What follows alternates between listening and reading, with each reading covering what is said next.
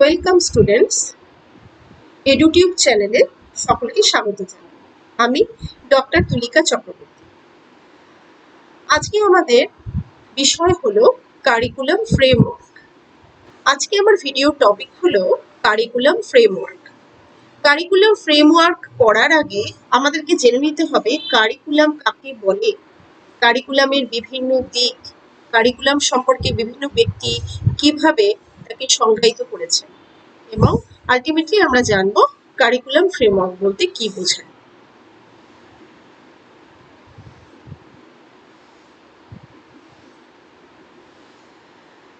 Curriculum framework এই শব্দটির মধ্যে অনেকগুলো অর্থ একসঙ্গে লুকিয়ে রয়েছে। মূলত কারিকুলাম বা কারিকুলামের অন্তর্ভুক্ত যে সমস্ত বিষয়গুলো থাকে, যেগুলো আমরা প্রতিনিয়ত আমাদের বিদ্যালয়ের পাঠ্যক্রমে বা আমাদের কলেজেও শিক্ষার পাঠ্যক্রমে বা আমাদের বিশ্ববিদ্যালয়েও শিক্ষার পাঠ্যক্রমে দেখেছি, সেই সমস্ত টপিকগুলো বা সেই সমস্ত কন্টেন্টগুলো মিলিত হয়ে একটি কারিকুলাম তৈরি হয়। এই কারিকুলাম বলতে কি বোঝায় এবারে আমরা জেনে নেব। Meaning of curriculum. মূলত কারিকুলাম শব্দটি ল্যাটিন শব্দ ক্যারিসেয়ার অর কুরিয়ার থেকে এসেছে, যার অর্থ হলো a race course or run away, অর্থাৎ একটি দৌড়ের পথ। এখানে দৌড়ের পথ কেন বলা হচ্ছে সেটারও একটি অর্থ আছে। মূলত ঘোড়দৌড়ের সময় বা রেস কোর্সে বা যে কোনো দৌড়ের সময় কোনো প্রতিযোগিতা সাধারণত একটি নির্দিষ্ট লক্ষ্য ধরে দৌড়ে বিজয় প্রাপ্ত করে বা একটি নির্দিষ্ট লক্ষ্য ধরে দৌড়ে তার উদ্দেশিত লক্ষ্যে পৌঁছানোর চেষ্টা করে। কারিকুলামটাও ঠিক একই বিষয়। কারিকুলাম এমন একটি বিষয় যার সাহায্যে একজন শিক্ষার্থী নির্দিষ্ট একটি লক্ষ্য পায় তার শেষ লক্ষ্যে পৌঁছানোর জন্য। এবারে দেখে নিই শিক্ষাক্ষেত্রে কারিকুলামকে কিভাবে ব্যবহার করা হচ্ছে। এখানে বলা হচ্ছে it is a work field of students. অবশ্যই শ্রেণীকক্ষে বা শ্রেণীকক্ষের মধ্যে শিক্ষার্থীদের বিভিন্ন কাজ বা কাজের যে ক্ষেত্র রয়েছে তাকে কিন্তু এখানে কারিকুলামের সঙ্গে তুলনামূল্য করা হচ্ছে। Course means curriculum. যে কোনো একটা কোর্স, যে কোনো একটা বিষয়ে যদি আমরা নতুন করে সেই কোর্সটায় নিজেদেরকে এনরোল করি বা কোনো একটা কোর্স, একটা নির্দিষ্ট কোর্সের মধ্যে কিন্তু কিছু নির্দিষ্ট কন্টেন্ট থাকে যেগুলো আমাদেরকে পড়তে হয়, যা জানতে হয়, কারণ সেগুলো পড়ে বা জেনে আলটিমেটলি আমার যে লক্ষ্যটা কোনো ডিগ্রি পাওয়া বা কোনো একটি বিষয়কে জানা, সেটা আমরা করতে পারি। তাই কারিকুলামকে এখানে কোর্স হিসেবে উল্লেখ করা হচ্ছে। নেক্সট বলা হচ্ছে dress refers students experiences and activities. মূলত একজন শিক্ষার্থীর যে অভিজ্ঞতা রয়েছে, যে অভিজ্ঞতা সে সারা জীবন ধরে সংগ্রহ করে চলেছে, অভিজ্ঞতা অর্জন করে চলেছে তার বিদ্যালয় থেকে, তার বাড়ির পরিবেশ থেকে, সেই অভিজ্ঞতা এবং মূলত শিক্ষার্থীর ক্রিয়াকলাপ যে অ্যাক্টিভিটিস গুলো রয়েছে সেগুলোকে এখানে রেস কথাটির সঙ্গে রেফার করা হচ্ছে। অর্থাৎ কারিকুলামের মধ্যেও এই অভিজ্ঞতা বা এই বিভিন্ন রকম কার্যকারিতা এই দিকগুলো কিন্তু আসছে। সবশেষে বলা যায় একদম সিম্পলি একটা ওয়েতে কারিকুলামকে কোর্স অফ স্টাডি বলা হয়। অর্থাৎ একটি কোর্স, যে কোর্সটা আমি পড়ে বা আমি স্টাডি করে আমার নিজস্ব নির্দিষ্ট লক্ষ্যে পৌঁছবো, তাকে কারিকুলাম বলা হয়।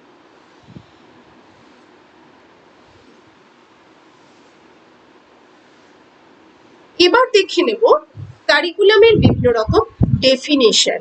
কারিকুলামকে বিভিন্নভাবে বিভিন্ন ব্যক্তিরা সংজ্ঞায়িত করেছেন। এই ডেফিনেশনগুলোকে ওয়ান বাই ওয়ান দেখব। ফার্স্টে আমরা দেখব কানিংহাম তিনি কারিকুলাম সম্পর্কে কি বলছেন। তিনি বলছেন curriculum is a tool in the hands of artist to moulded his material according to his ideal in this studio। অর্থাৎ এখানে কিন্তু কারিকুলাম শব্দটার সাথে একজন আর্টিস্ট, একটি মেটেরিয়াল, একটি আইডিয়াল এবং একটি স্টুডিও, এই কথাগুলো জুড়ে যাচ্ছে। এর অর্থ হলো কারিকুলাম মূলত একজন আর্টিস্ট যখন তার স্টুডিওতে বসে একটি নির্দিষ্ট কোনো বস্তুকে একটি রূপ দেওয়ার চেষ্টা করে তাকে কারিকুলাম বলা হয়। এখানে এই আর্টিস্টের পাশে লেখা রয়েছে টিচার, অর্থাৎ আর্টিস্ট হিসেবে এখানে বলা হচ্ছে শিক্ষককে। মোল্ডেড হিজ মেটেরিয়াল, তার পাশে লেখা রয়েছে পিউপল, এখানে পিউপল বলতে শিক্ষার্থীকে বোঝানো হয়েছে।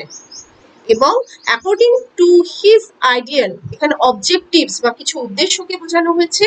ইন দি স্টুডিও বা স্কুল, স্টুডিওর পাশে যেটা ব্র্যাকেট দিয়ে লেখা রয়েছে স্কুল, অর্থাৎ এখানে একজন শিক্ষক শ্রেণীকক্ষে তার কিছু নির্দিষ্ট উদ্দেশ্যকে সাধন করার জন্য একজন শিক্ষার্থীকে যে যে বিষয়গুলোতে শিক্ষা দান করেন বা একজন শিক্ষার্থীকে মোল্ডেড করেন যে কোনো বিষয়ে, তাকে বলা হচ্ছে কারিকুলাম। এখানে কারিকুলামে তিনি টিচারকে আর্টিস্ট হিসেবে ব্যবহার করেছেন, পিউপিলকে ব্যবহার করেছেন স্টুডেন্ট টিচারের মেটেরিয়াল হিসেবে, এবং একটি নির্দিষ্ট উদ্দেশ্য থাকছে। এখানে টিচার হোক বা আর্টিস্ট হোক, তার নির্দিষ্ট উদ্দেশ্য থাকছে। সেই উদ্দেশ্য হলো শিক্ষার্থীকে কিছু বিষয় সম্পর্কে জ্ঞান দান করানো বা জ্ঞান লাভ করানো, এবং সেটি তিনি কোথায় করবেন? ইন হিজ স্টুডিও বা স্কুল, শিক্ষক তার স্কুলে বা আর্টিস্ট তার স্টুডিওতে সেই কাজটা করবেন। এখানে স্টুডিও এবং টিচার এবং আর্টিস্ট, স্কুল, এই বিষয়গুলোকে সমর্থক হিসেবে মনে করা হচ্ছে। এবারে কারিকুলামের দ্বিতীয় সংজ্ঞা আমরা দেখে নেব। দ্বিতীয় সংজ্ঞাটি দিয়েছেন ফ্রয়েবেল। ফ্রয়েবেল বলছেন, curriculum should be conceived as an epitome of the rounded whole of the knowledge and experience of the human race, অর্থাৎ মানুষ তার সম্পূর্ণ জীবনে, সম্পূর্ণ হিউম্যান রেসে একজন মানুষ তার সম্পূর্ণ জীবন জুড়ে যে জ্ঞান এবং যে অভিজ্ঞতাকে লাভ করে থাকেন, সেই অভিজ্ঞতার সমন্বয় হলো কারিকুলাম। তৃতীয় সংজ্ঞাটি আমরা দেখে নেব। মুনরো বলছেন, curriculum includes all those activities which are utilized by a school to attain the aim of education, অর্থাৎ বিদ্যালয়ে বা শ্রেণীকক্ষে শিক্ষার্থীরা যে উদ্দেশ্য লাভ করার জন্য যায়, অর্থাৎ তারা যে বিষয়ে পড়াশোনা করে তাদের জ্ঞান লাভের জন্য যায়, সেই সমস্ত অ্যাক্টিভিটিস গুলো বা সেই সমস্ত উদ্দেশ্যগুলোই কিন্তু কারিকুলামের মধ্যে ইনক্লুড থাকে।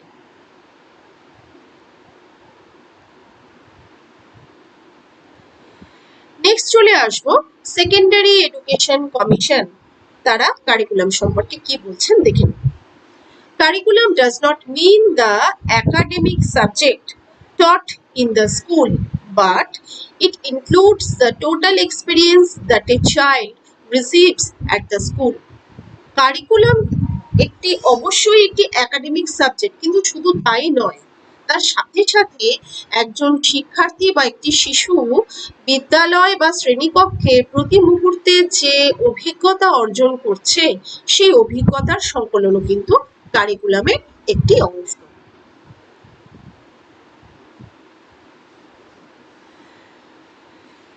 নেক্সট যে সংজ্ঞাটা দেখব সেটি হর্নি বলেছেন। তিনি বলছেন, curriculum is that which is taught to the students, অর্থাৎ শিক্ষার্থীকে আমরা যেটা পড়াচ্ছি সেটাই হলো পাঠ্যক্রম বা curriculum. It is more than reading and writing, লেখা বা পড়ার থেকেও এটি অনেক বেশি গুরুত্বপূর্ণ। It includes practices, activities, industry, vocation and acquiring knowledge. কারিকুলামের মধ্যে শিক্ষার্থীর বিভিন্ন রকম প্র্যাকটিস থাকবে, তার বিভিন্ন রকম ক্রিয়াকলাপ থাকবে যেগুলো সে প্রতি মুহূর্তে অর্জন করে চলেছে বিভিন্ন জায়গা থেকে। তার অ্যাকিউরিং নলেজ, অর্থাৎ যে জ্ঞান সে গ্যাদার করেছে, যে জ্ঞানকে সে অ্যাকোয়ার করেছে, অর্জন করেছে, সেটা থাকবে। বিভিন্ন রকম ভোকেশনাল বিভিন্ন রকম স্টাডিজ গুলো থাকবে। এই সব কিছুই কিন্তু কারিকুলামের একটি অনন্য অংশ হিসেবে কাজ করবে। তাহলে আমরা দেখে নিলাম যে কারিকুলামের ডেফিনেশন দিতে গিয়ে বিভিন্ন শিক্ষাবিদ, চিন্তাবিদ তাদের বিভিন্ন ধরনের ধারণাকে প্রয়োগ করেছেন। মূলত কিন্তু এখান থেকে আমরা একটি নির্দিষ্ট ধারণাই পেতে পারি, সেটা হলো কারিকুলাম মূলত একজন শিশু বা একজন শিক্ষার্থী একটি অভিজ্ঞতা অর্জনের প্রক্রিয়া, যে অভিজ্ঞতা সে কিন্তু বিদ্যালয় পরিবেশ থেকে বা শ্রেণীকক্ষের পরিবেশ থেকে অর্জন করে। এবং সেটারই সম্মিলিত রূপ কারিকুলাম। আর কারিকুলাম মূলত সেই বিষয় যেটা আমাদেরকে আমাদের নির্দিষ্ট লক্ষ্যে পৌঁছতে সাহায্য করে। এবার আমরা দেখে নেব কারিকুলামের কিছু কনসেপ্ট বা ধারণা। এখানে বলা হয়েছে এটি একটি ডাইনামিক প্রসেস যেটা আমাদের সমাজকে পরিবর্তন করতে সাহায্য করে। ন্যারো সেন্সে বা সংকীর্ণ অর্থে কারিকুলাম বলতে শুধুমাত্র কিছু সাবজেক্টকে বোঝানো হতো যেগুলো স্কুলে পড়ানো হতো, কিন্তু ব্রড সেন্স বা আরো বেশি ব্যাপক অর্থে কারিকুলাম হলো একটি শিক্ষণ অভিজ্ঞতা যেটি প্রতি শিশু প্রতি মুহূর্তে বিদ্যালয় থেকে অর্জন করে চলেছে। তার সাথে সাথে মূলত গ্র্যাজুয়েশন বা সার্টিফিকেশনের জন্য কারিকুলামকে আরো মেজর ফিল্ডে ব্যবহার করা হয়। কারিকুলামের আরো কিছু কনসেপ্ট আমরা দেখে নেব। এখানে বলা হচ্ছে কারিকুলাম হলো একটি general overall plan of the content of specific material of the instruction, অর্থাৎ নির্দেশনা দানের একটি নির্দিষ্ট বা স্পেসিফিক কিছু উপাদান যেগুলো কারিকুলামের অন্তর্ভুক্ত। সেই কারিকুলামের সাহায্যে সাধারণত বিদ্যালয় বা কলেজীয় শিক্ষায় স্টুডেন্টরা তাদের গ্র্যাজুয়েশন ডিগ্রি বা যে কোনো ডিগ্রি অর্জনের জন্য তারা এসেছে সেটাকে কোয়ালিফাই করার চেষ্টা করে। আর কি থাকছে, কারিকুলাম বলতে এখানে শুধুমাত্র কিছু এডুকেটিভ এক্সপেরিয়েন্সকে বোঝানো হচ্ছে, অর্থাৎ শিক্ষার একটা মূল দিক হলো পাঠ্যক্রম। শিক্ষার বিভিন্ন উপাদানের মধ্যেও পাঠ্যক্রম রয়েছে। এই পাঠ্যক্রম অবশ্যই সেই শিক্ষা পরিবেশে শিক্ষার্থী নিজের চাহিদা বা পছন্দ মতো গ্রহণ করবে এবং শিক্ষার্থী অবভিয়াসলি তারা যে লক্ষ্যে পৌঁছতে চাইছে তাদের জীবনে সেই লক্ষ্যে এই পাঠ্যক্রমের সাহায্যেই পৌঁছবে এবং তারা যে অভিজ্ঞতা প্রতি মুহূর্তে সংগ্রহ করছে বা অর্জন করছে তাদের শ্রেণীকক্ষ থেকে বা স্কুল থেকে, তার একটি সমন্বয়িত রূপই হলো এখানে কারিকুলাম।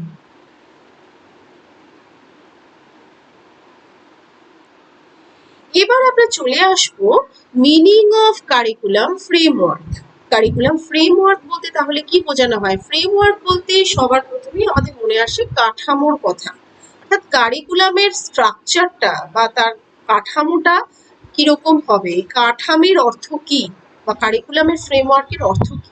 এখানে বোঝানো হচ্ছে a curriculum framework is an organized plan or set of standards of learning outcomes that define the content to be learned in terms of clear, definable standards of what the students should know and be able to do.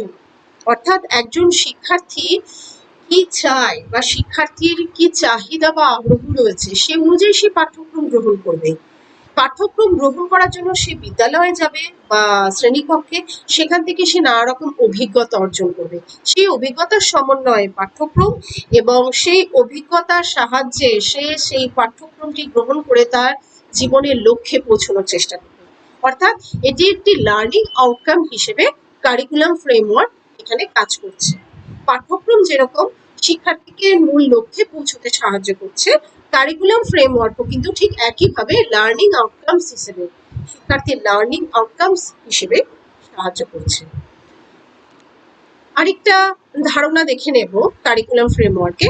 A curriculum framework is part of an outcome based education or standards based education reform design.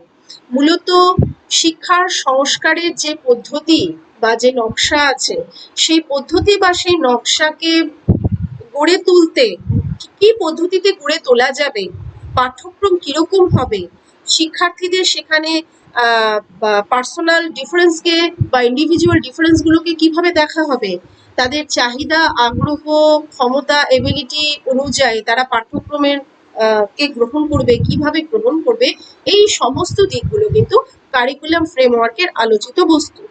তাছাড়া কি understanding of the kind of learning experience school must provide to children. এছাড়াও বিদ্যালয়ে শিশুরা যে সমস্ত learning experience গুলো প্রতি মুহূর্তে অর্জন করছে, যে কোনো বিষয় তারা লার্ন করছে এবং অভিজ্ঞতা সঞ্চয় করছে, সেই অভিজ্ঞতাগুলোকে আন্ডারস্ট্যান্ড করে, বোধগম্য করে মূলত কারিকুলামের ফ্রেমওয়ার্কের আওতাভুক্ত করা হবে। তাহলে আমরা জানতে পারলাম যে কারিকুলাম ফ্রেমওয়ার্ক বলতে কি বোঝানো হয়।